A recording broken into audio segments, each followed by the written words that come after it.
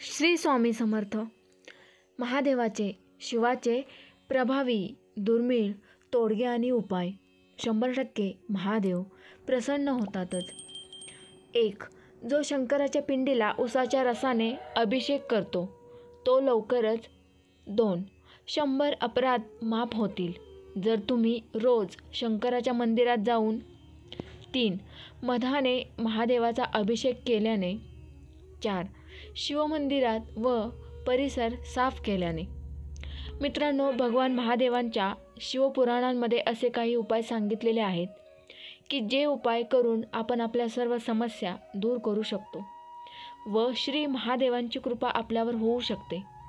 आपल्यावर कोणताही प्रकारचे संकट येणार नाही. हे उपाय केल्यामुळे महादेव आपल्यावर प्रसन्न होतात. हे उपाय कोणते, तर ते कसे करावे याची संपूर्ण माहिती जाणून घेऊया. 1. दही भाताचे विलेपन शिवपिंडीस करून पूजन केल्यास विविध ताप नश पावतात. 2. चंदन, केशर, कापूर मिश्रित जलाने अभिषेक केल्यास सौख्य व सौभाग्य प्राप्त होते. महादेवाला तांदूळ अर्पण केल्याने धनप्राप्ती होते. 3. भगवान शंकराला दिवा ओवाळला तर ज्ञानाची प्राप्ती होते. जर तुम्हाला शत्रूंनी त्रास दिला असेल आणि तुम्ही त्यावर मात करू शकत नसाल तर शमीपत्राला गंगाजलाने धुवून शिवलिंगावर अर्पण करावे. यानंतर तेथे बसून ओम नमः शिवाय चा 108 वेळा जप करावा. असे म्हणतात की या उपायाने सर्वात मोठा शत्रू देखील तुमच्या पुढे झुकेल. 4. जर आपण प्रदोष व्रत करत नसाल तर शिवलिंगाची जिथून पाणी खाली पडते त्या ठिकाणी भगवान भोलेबाबांचे चरण असतात. त्या ठिकाणी समोरून पाणी पडते. तिथे आपला तळहात थोडा वेळ लावावा आणि भगवान भोलेबाबांचा पंचाक्षरी मंत्र किंवा मग श्री शिवाय नमस्तुभ्यम किंवा महामृत्युंजय मंत्राचा स्मरण करून आपल्या मनातील इच्छा भगवान भोलेनाथाला सांगावी. आपली इच्छा लवकरात लवकर पूर्ण होते. 5.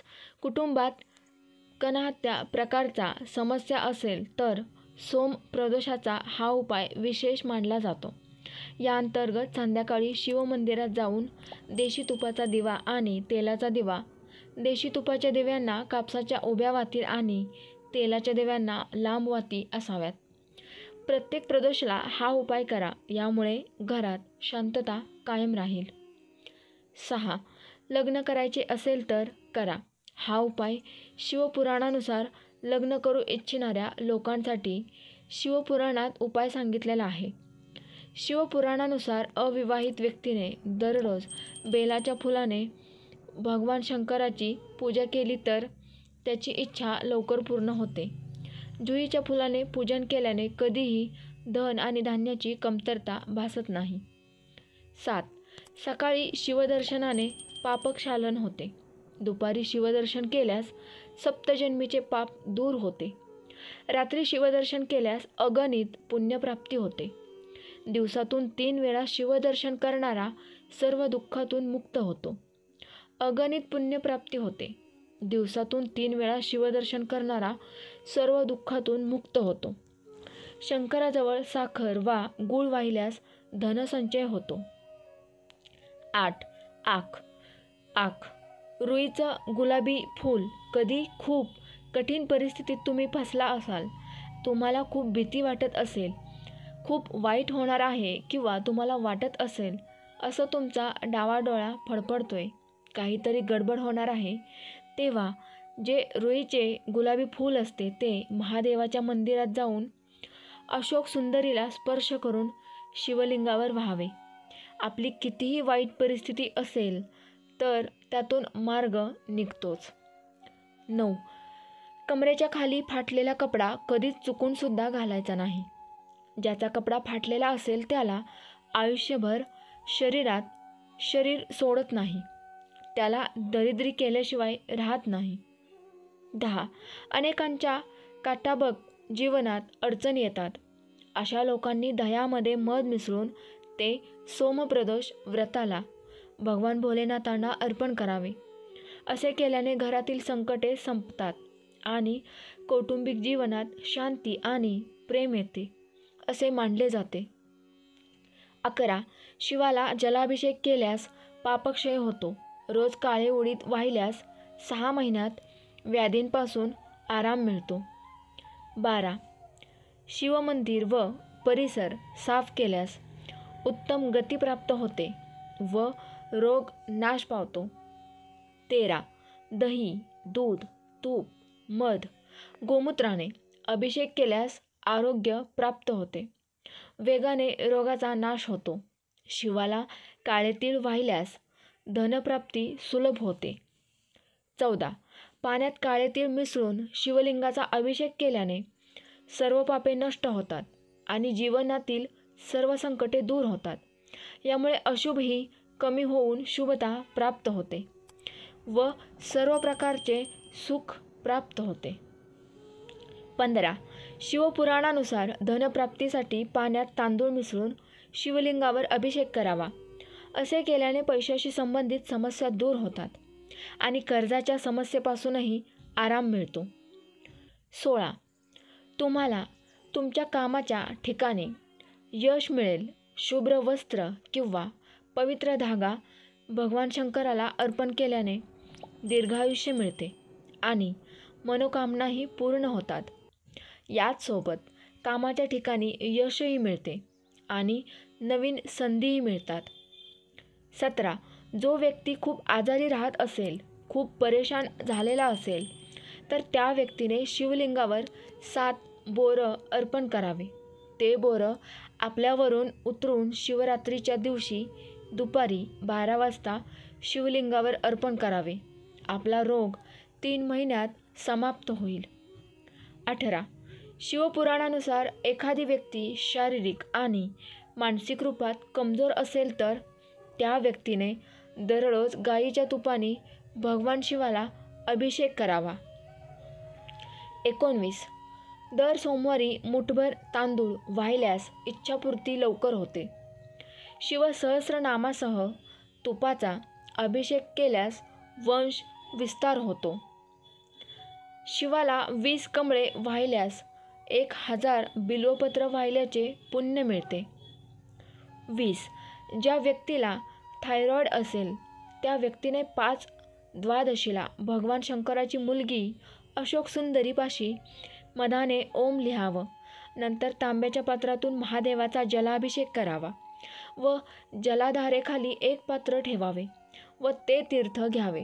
द्वादशीच्या दिवशी दुपारी 12 वाजता ज्या लोकांना थायरॉइड आहे त्या लोकांनी ग्रहण केल्याने थायरॉइडमध्ये फरक येतो. 21. 1 बिल्वपत्राचे झाड लावले तर 1 कोटी शिवमंदिर बांधण्याचं पुण्य मिळतं.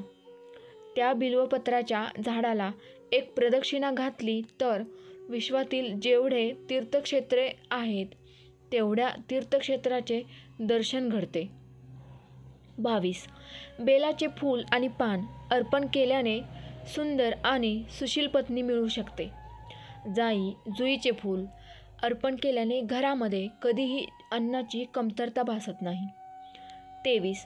धोत्रेचे फूल अर्पण केल्याने महादेव सुयोग्य पुत्र प्रदान करतात, जो कुळाचा उद्धार करतो.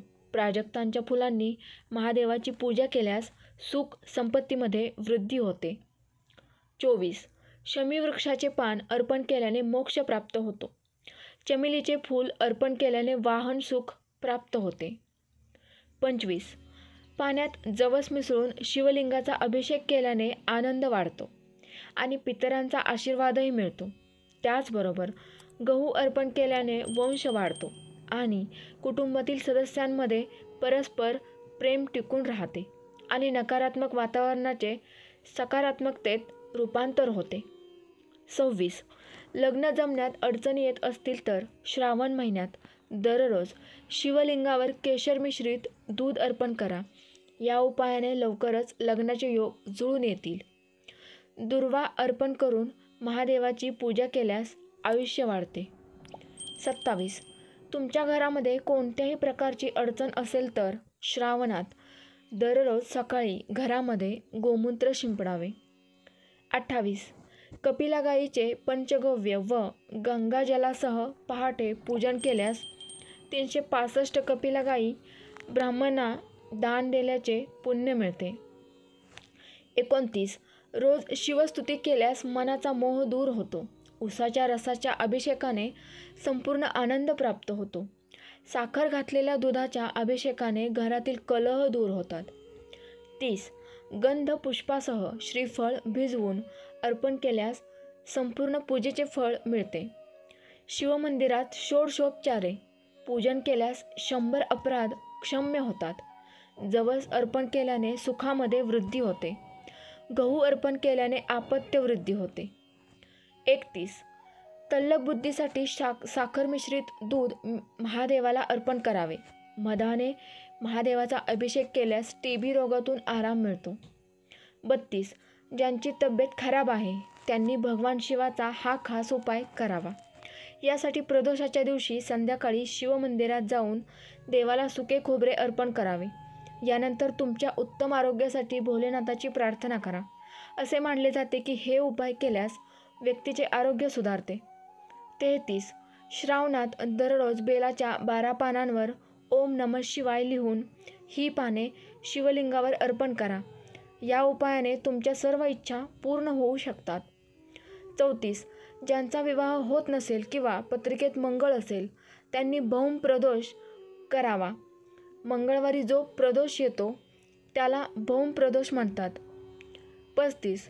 शिवपुराणानुसार पाण्यात देशी तूप मिसळून शिवलिंगाचा अभिषेक केल्यास शारीरिक दुर्बलता दूर होते.